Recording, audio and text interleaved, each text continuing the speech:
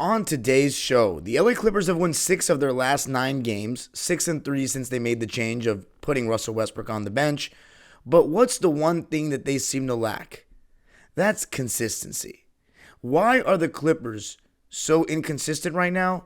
Going to be talking about that and how they can fix their small inconsistency issues on today's Locked On Clippers.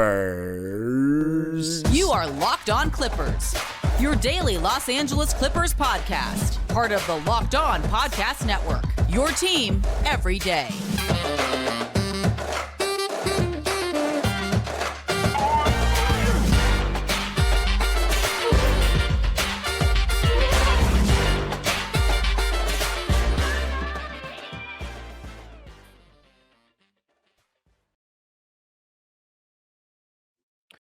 Yes, sir. You are locking in with the Clips. Thank you for making Locked On Clippers the first listen of your day, your team every day. I'm your host, Darian Vaziri, born and raised in LA and in my 19th season as a Clipper fan. You can also follow me on Twitter and Instagram at DimeDropperPod and subscribe to my own YouTube channel, Dime Dropper, for even more LA Clipper and LA sports and NBA content.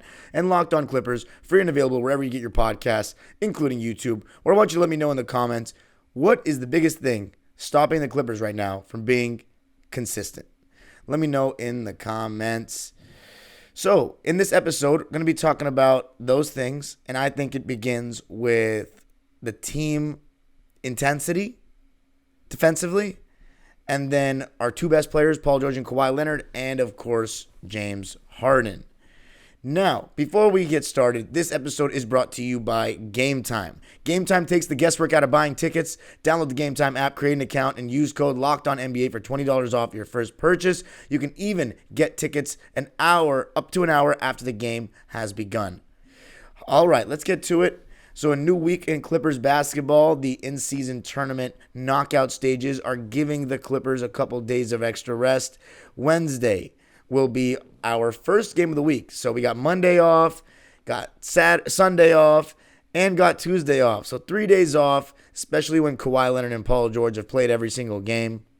James Harden and Russell Westbrook have also played all the games that they've been available for. I mean, Westbrook has played every game, but James Harden obviously came late, so you know the deal there. But yeah, it's great to have that 3 days rest. Now, you know, it's funny. Shout out to everybody that, you know, listens to the show, comments frequently. It's so many people have called me out for being biased or unfair towards certain players. You got Kawhi fans complaining. You got Harden fans complaining, which lets me know that I think I'm being kind of fair. Like, if every stan base except for Paul George, because I don't know, Paul George fans, I don't know where they've gone.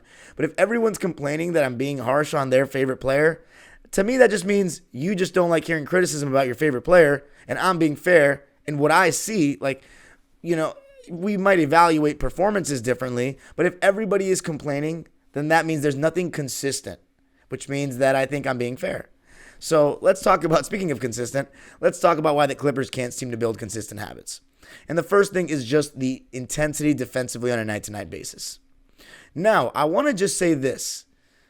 I think the consistency thing is actually a tad overblown.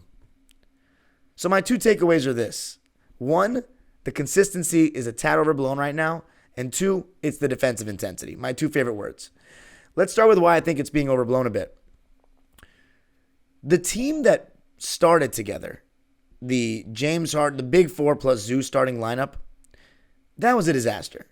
I think everybody that was saying that would be a no problem fitting together because Russ and Harden played together in Houston, I think all those people have shut up on that and are seeing that lineup is just not good. And by the way, I did some research before the game, diving into the stats, which, you know, I don't like to do that much, but I did. I took every 5-player lineup combination for the Clippers that has played at least 40 minutes or more, and there were only 3 5-man combinations that had played over 40 minutes. And easily the worst one with a dreadful minus 22.6 net rating was the Westbrook, Harden, Paul George, Kawhi Leonard, Zubats combination, which you can argue right then and there that those are our 5 best players. But that is why basketball is not played on paper.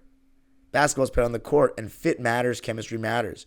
So The reason why I say that the lack of consistency is a bit overblown is because the Clippers are 6-3 since we made the move to put Westbrook on the bench. Now, we've been inconsistent to a degree in those games, but let's just talk about the games.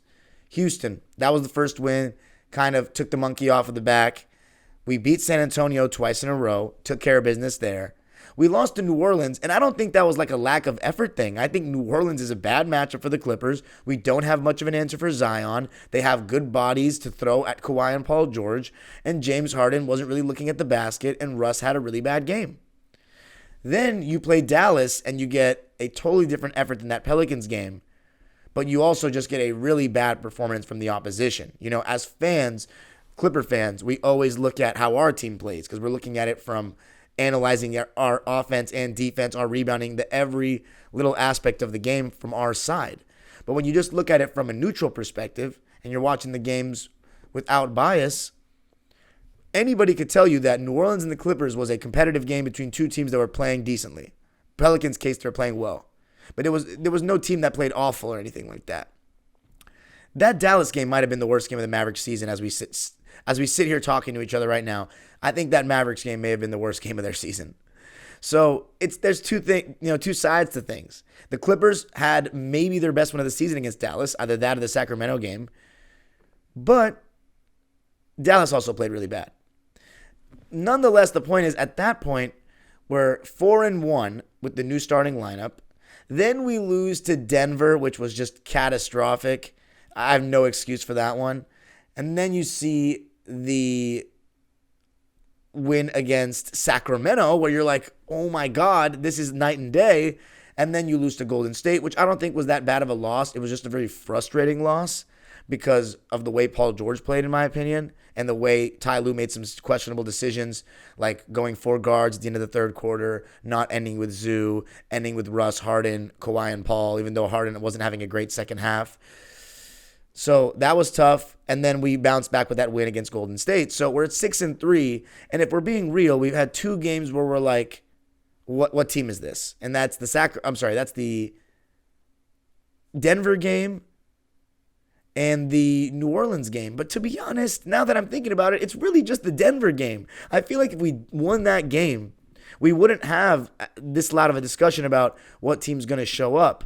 Now, the one thing that's really frustrating, Clipper fans, is that we can't seem to go 500. We haven't been at 500 since 3-3, and right now we're sitting at 9-10. If we beat the Denver Nuggets on Wednesday, which that's a tall task just considering our recent form against them over the last couple of seasons, but if we do, we'll be back to 500. We'll have won 7 games out of our last 10, and now we're trending in a really good direction. And if you're making a league power rankings, it's hard to make a case that we're not in the top 15 or maybe even the top 10. So, moral of the story, just to cap it off, I think the consistency things are a little overblown, but I think if you look at the Dallas game, if you look at the Sacramento game, defensive intensity is very important, and that starts with your best players. Now, what's hard about the best players thing is that Kawhi and Paul George are being asked to defend better players and bigger players more since we lost front court depth and guys that could guard, in Nico's case, the point of attack. So, and Russ also, when he started, he was guarding a lot of guards as well to begin the season. He was guarding Scoot Henderson, destroyed him, that kind of thing. So I know the sample size isn't that much to go off. D'Angelo Russell, when we played the Lakers, we don't have Russ doing that as much now because he's getting less minutes. So that puts the onus on guys like Paul George and Kawhi Leonard to try a little bit harder. The good thing, defensively, the good thing is, like, for example, Kawhi Leonard guarding Steph Curry for an entire half. Like, I don't know if that would have happened if we still had Nico and Rocco. But the good thing is Terrence Mann starting, which honestly would have been the case whether we made the trade or not. But having Terrence Mann starting does take that load off of Kawhi and Paul just a little bit. Actually, not a little bit, a decent amount. Because Terrence is always going to be the guy that guards the best player at this point. But Kawhi and Paul are honestly less of my worries, especially Kawhi defensively. I think he usually comes with the right attitude. I think he's definitely lost a step, though, laterally. Not to say he's not good anymore. And everybody got so butthurt in my last episode when I said he didn't lock Steph up. I'd like you to break down the tape for me on your own YouTube channel and show me. I think Kawhi played good defense. People were acting like I said he played bad defense and thinking that just because I said he asked for a screen means he wasn't playing good D. But if you look at the screen navigation, it wasn't all that great for more than 2 or 3 possessions. It was a much more of a team effort, in my opinion, as to why Steph Curry and his own fatigue that caused for him to go 1 for 10 in the second half than Kawhi just locking him up. I think that's pretty rudimentary or elementary analysis, I should say, personally. Now, if you want to make a film breakdown for me and prove your point, I would love to watch it. But my point is, I'm going on a tangent about that. Stupid. Kawhi Leonard has, I said on my Basketball on Figueroa, which is a show I'm doing with a Laker beat writer, I just said that Kawhi Leonard's been our best defensive player through 19 games. And I mean that. So I give him the slight edge because Paul George has had some real duds defensively, like against Golden State the other night when we lost, like against Denver. Kawhi wasn't great defensively against Denver, and he had some slower games right after the trade, but he's really started to pick it up on both ends of the floor. And overall, he's still going to play good defense. I don't think there's one season you can point to where Kawhi Leonard has not been a good defender. So even though he's not guarding the best players so much, he's still a plus defender. He still communicates more on defense than Paul George, than anyone on our team in that starting lineup. If we're being real, you can see his body language when he's constantly pointing in transition. Terrence talks as well. But Kawhi, for not being much of a vocal leader, he's vocal defensively, and that matters. So defensive intensity from the top down. James Harden is a bit very much, it's crazy I haven't mentioned him yet in that conversation because for the most part, Harden's effort has been pretty good defensively so far. But when he is engaged defensively, it makes a whole difference because that means that even if his shot's not falling, between his passable defense, maybe sometimes getting some steals, and playmaking in the pick and roll and creating good shots, he can still have good games even if he's 3 for 10. You know what I'm saying? Maybe in a different way than Russ, who's a lot more of an energy guy that can get you a lot of rebounds, that can do a lot of the intangible things when he's shooting poorly. Because Russ will shoot poorly a lot more than James will. But Russ can give you more of those other things than James will. But if James has that passable defense plus the playmaking that he offers, he can still get away with bad shooting nights. So it's from the top down. And Zubats is huge too. When we talk about consistency, Zubats, we don't know which one we're going to get a lot. Thankfully, we're trending in the right direction with that as well. But coming up, going to be talking about the main keys. 213. I got to tell you a little something about FanDuel, America's #1 sportsbook. Right now, new customers get $150 in bonus bets with any winning $5 moneyline bet. That's $150 if your team wins, not if your team loses.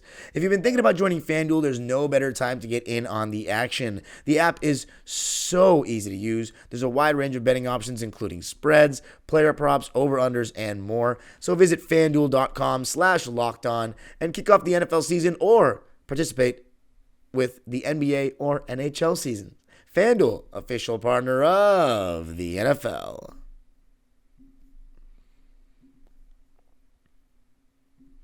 Locked On has launched the first ever national sports 24/7 streaming channel on YouTube. Locked On Sports Today is here for you 24/7, covering the top sports stories of the day with the local experts of Locked On, plus our national shows covering every league. Go to Locked On Sports Today on YouTube and subscribe to the first ever national sports 24/7 streaming channel. All right, so let's talk about the main keys. I just realized 13 minutes into this episode that my background is totally different, and I haven't used the Staples Center background of the outside the stadium since starting my using the green screen for the channel. So that's so funny. Usually, as you know, I use the Clippers court, so that's a mistake on my part. But you know what? I'm gonna let it ride for the rest of the episode. Why not? A little variety. So let's talk about 213. 213 are the keys, whether we got Harden or not. First, the health. 19 games in, 19 games played. They're not listed on the injury report for Wednesday, even though it hasn't fully come out. I don't expect there to be an injury. Knocking on that wood. Hey, this door, it's losing some wood, but it's still got plenty of wood to be knocked on. And right now, I'm going to just keep saying it. Keep on knocking, ladies and gentlemen, please. Because right now, it's unprecedented what seems to be happening, and I want it to continue. Now, this will be the 20th straight game. Oh my God, I can't believe I'm saying that. Where they've played together. But the record makes me feel a little bit like, blown opportunity. But that was going to be the case when you implemented a James Harden. We should be thankful that we made the starting lineup change just 5 games in, because how do we continue with that? Had Westbrook said, nah, I don't want to go to the bench. It's either get rid of me or we're going to figure it out. And we went with the, okay, we'll give him a chance to figure it out thing. We could be having a way worse record right now. We could be 6-13 for all I know. But thankfully, we've made a change, and it's been for the better. And before I get into 2-1-3, I wanted to, and actually it incorporates them here. When I talked about those 3-5 player lineups that we have numbers for that played over 40 minutes, I said the lowest one was the Big Four plus Zoo. The second highest with a plus 18.5 net rating is actually our current starting lineup. James, Paul, Kawhi, Zoo, and Terrence. So that tells you our starting lineup right now, the numbers are good. The eye test is pretty good. And if you look at that starting lineup just on paper, it's one of the better ones in the West. I mean, we have 3 stars in there. Like, you might not think James Harden's a star, but he has a star caliber impact. Like, my eyes tell me he's still a star caliber player. Whether he's going to make the All-Star team, he probably won't. Because one thing I want to give Harden and Westbrook credit for, I'm not going to give Kawhi credit for this because he shouldn't be doing it. But Westbrook and Harden just have to average less, in my opinion. Whether it's rebounds, points, assists, not rebounds, because you can never complain with getting more rebounds, but assist points, they're going to be down for both of them. It's just the facts of playing with a team that's a super team. James Harden is averaging 16.5 points, 6.5 rebounds. I'm sorry, he's not even averaging 16.5. He's averaging 16 points, 4 rebounds, and 6 assists. Those are some of the worst stats for James Harden since 2012 when he was a 6-man in OKC. Does that mean he's playing badly? No, it does not. Russell Westbrook, low stats. You know, these are not the numbers he's used to putting up. 12 points, 7 rebounds, and 5 dimes. The biggest sacrifice, ladies and gentlemen, is statistical. Because these guys, Westbrook and Harden, they love putting up those big numbers in the past. They wanted to put up those numbers. They wanted all that. For them to be okay with this, that's the first step in wanting to win. And I'm happy for them so far. Now, by the way, if you're wondering what the best lineup, the 5-man combination was, they only played 51 minutes, but Westbrook, Paul, Kawhi, Rocco, and Zoo. And that's from the first couple of games. So I'll let you go to war in the comments with that one. But let's talk about 2-1-3, right? Their consistency is very important. They're our 2 best players. You want them to be as great as possible on the same night every single night. And it felt like for a while since, we got James Harden that it was hard for Paul and Kawhi to have a good game on the same night. Now, let me just kind of show examples. Kawhi was really struggling when we first got James Harden. He didn't actually have a 20-plus point game besides the 18-point massacre to Dallas in Dallas in those first 5 games. So let me just give you a stat for that. When we got first 5 games with James Harden, that starting lineup was together, Kawhi only had 1 game over 20 points. The second we made that change, he's had 7 games over, 8 games over 20 points. He had an 8-point game against Dallas in the game that we won, and every other game besides that since we made the change, 20-plus points. So the change in the starting lineup, reducing Westbrook's touches, I guess. I don't want to make it sound like that, but taking a player that needs the ball out of that starting lineup and replacing him with Terrence, that is beneficial to Kawhi, and the numbers show it. The eye test shows it. Now he's had, he had 2 30-point games in a row with the Denver loss and then the Sacramento game. And I thought he wasn't bad. He was actually good against Golden State. In both of the last 2 games, he's been good. Actually, all of the last 3 games, he's been good. You can even argue 4. With the Denver loss, I just think that he was inefficient, 38.5%, and he didn't close. And his defense wasn't very good for his standards. But he was our best player in that game, which wasn't saying much. I don't think anyone really played that well against Denver. But the last 3 games, he's been good. The only problem I have with the game that we lost to Golden State was he should have asked for the ball more. He can't be only shooting one shot down the stretch when he's been our best player.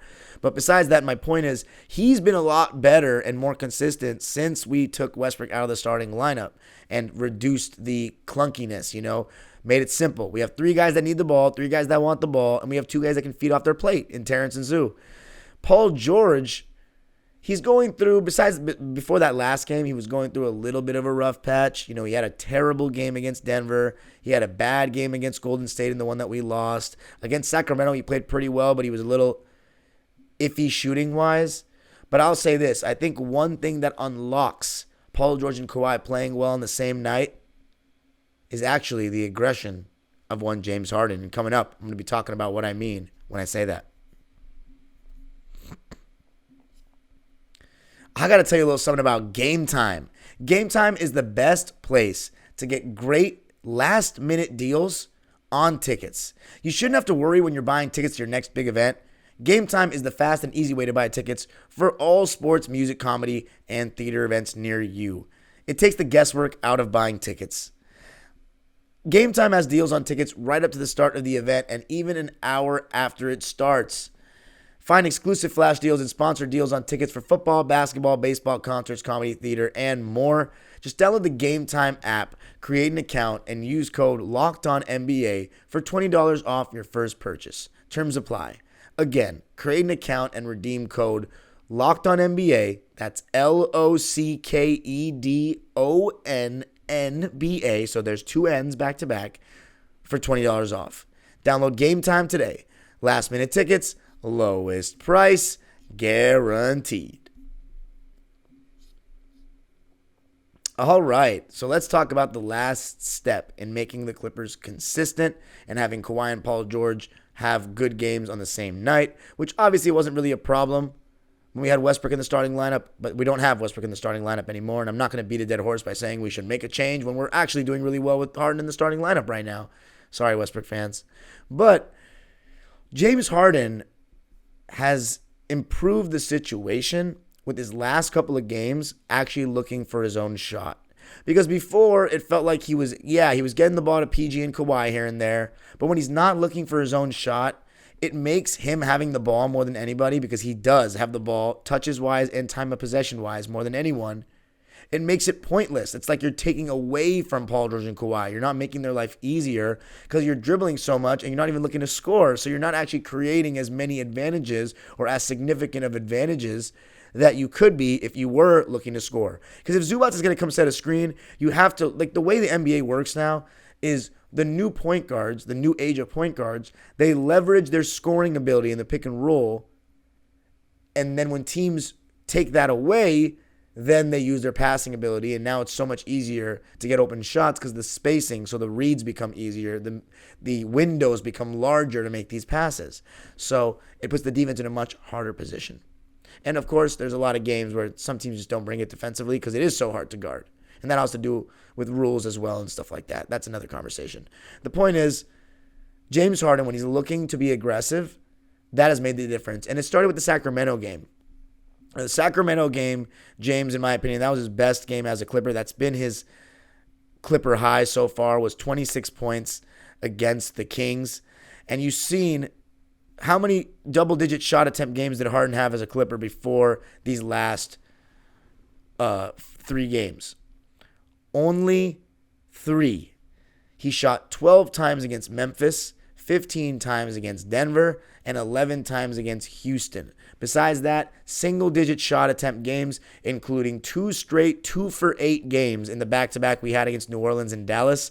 But the last 3 games, not only has he played 35-plus minutes in all of the last 4 games, but in the last 3 games, starting with that Sacramento game, he had 14 shots, 13 shots the next, and then 14 shots on Saturday. So 3 straight games of double-digit shot attempts. He's shot extremely efficiently in those games, 57% in the Sacramento win, 46% in the Warriors loss, and then 50% in the Warriors win. He scored 26 points, 18 points, and then 21 in those games in that order. So you're seeing when he does that, it opens things up for other people, because when he's actually turning the corner with a little bit more speed, then the big man actually has to step up, which will leave the roll man open. Or if somebody comes over for the corner to take the roll man, he can kick it out to the corner shooters, which are often Paul George and Kawhi. And not only that, Harden playing with a little bit more pep in his step, looking to be more aggressive going downhill. That's what really creates good shots, because you get 2 feet in the paint. That's what gets the defense moving. That's what gets guys open. And also, when they're engaged defensively and trying to push the pace a little bit faster, of course, you're not going to play a Russell Westbrook-led pace with Harden, but we've seen Harden try to, on misses, on turnovers, push the ball up and make a play, which we saw him do with Brooklyn as well, if you actually were watching those games like I was. So that kind of stuff really helps us out. Now, I'm looking at James Harden's stats right now. I just read those. But let's talk about Paul George's stats in those last couple of games as well. 25 points, 15 points, and 19 points. That's going backwards. So 25 in the win, the game winner he just hit. 15 and 19 in those previous two. I think the 19-point game against Sacramento, even though he didn't shoot well from the field, was still a good game because he defended. And I still think, 7 assists and 1 turnover, that's really solid. But the Golden State game and the Denver game was atrocious. So I think we're still trying to find that balance of Paul George and Kawhi playing well in the same game in the James Harden era. And I think James Harden being aggressive helps the pace out and just helps the quality of looks. And it doesn't feel more as take-turnsy. It feels like Harden's your point guard. When we run him in pick and roll, that's a play for Harden to score first. Because when you get a screen set, unless they blitz, which right now they're not doing on Harden, they're usually in a high drop or a drop, Harden has the ability to get downhill and get to his floater. If he wants to, he's been more willing to do this since he's left Brooklyn. The mid-range, which is not terrible at when he takes it, even though he neglected it in his prime, mainly due to analytics, D'Antoni, and Morey ball. But when he does that and just keeps the defense honest, that opens things up, because then he's going to attract a secondary defender in that pick and roll, and that'll make Zubats get easy baskets, and of course the other guys. So moral of the story, how do the Clippers become consistent? Also something I'm not even mentioning, rotations, finding the consistency minutes-wise, and that's a challenge. And maybe I'll get into that more on the Wednesday show before the game. The main stories, defensive intensity. I think the consistency thing is still a little bit overblown. 2-1-3, playing well on the same game. That's on both ends of the floor. And then James Harden. A lot of it's Paul George just going to the basket and not settling so much. Like, really. And then James Harden being aggressive. So those are my keys. Let me know what you think. Let me know what you think is the biggest key for the Clippers to be consistent in the comment section. You can follow me on Twitter and Instagram at DimeDropperPod. Subscribe to my own YouTube channel, Dime Dropper, for even more LA Clipper and NBA and LA sports content. And Locked On Clippers, free and available wherever you get your podcasts, including YouTube. Make sure you subscribe. We're almost at 4,000, and it's really appreciated. I know, obviously, no one's going to agree with everything I say, but I try my best. I'm very passionate about this team. And, I have a lot of other jobs going on. Like, this is not my main job, of course. And I try my best to do what I can to bring you this as a solo host. I know I'm not the only solo host. I am the youngest one, though. I might preface that. But, yeah, I try my best, man. I do. At the end of the day, I want this team to win more than anything. And I'm honest and I don't hold back. I have very strong opinions about the way basketball is played because I was very passionate about playing myself. And I still am. So let me know what you think. I'm always down to hear the feedback, and I try to respond to everything. So have a great day. Go Clippers. The age-old proverb continues.